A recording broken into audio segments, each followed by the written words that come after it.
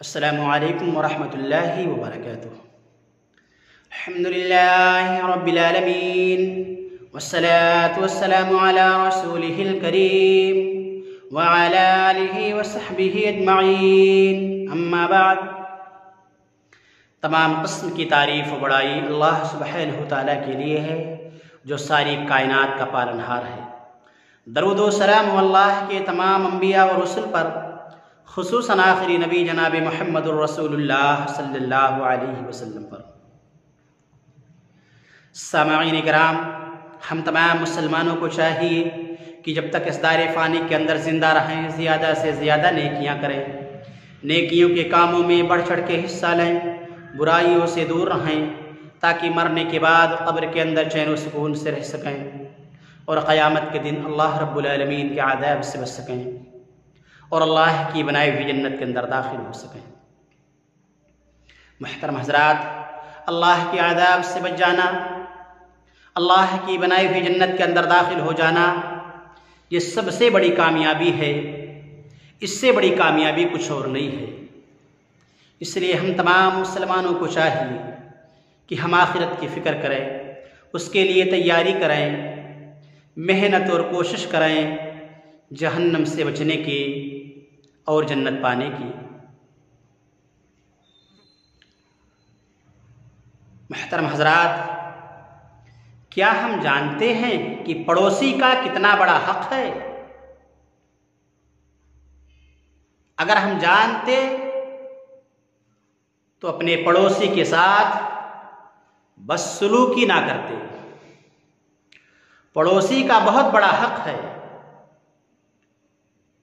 आइए हदीस की रोशनी में देखते हैं। हदीस इस तरह है,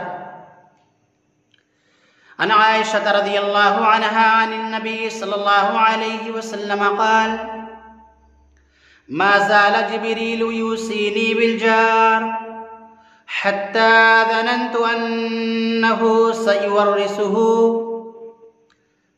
सही बुखारी किताबुल अदब, हदीस नंबर 6014।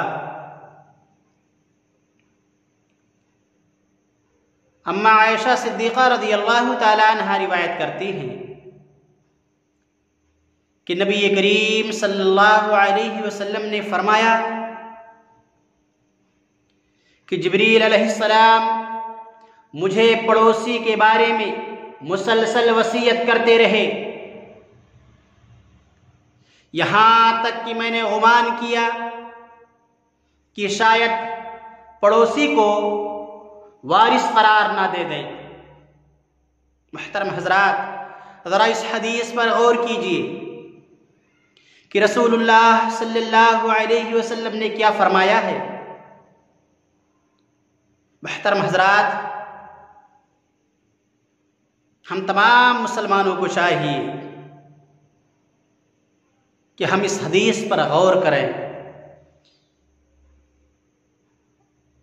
कि नबी करीम सल्लल्लाहु अलैहि वसल्लम क्या फरमा रहे हैं कि जिब्रील अलैहिस्सलाम मुझे पड़ोसी के बारे में बराबर मुसलसल वसीयत करते रहे।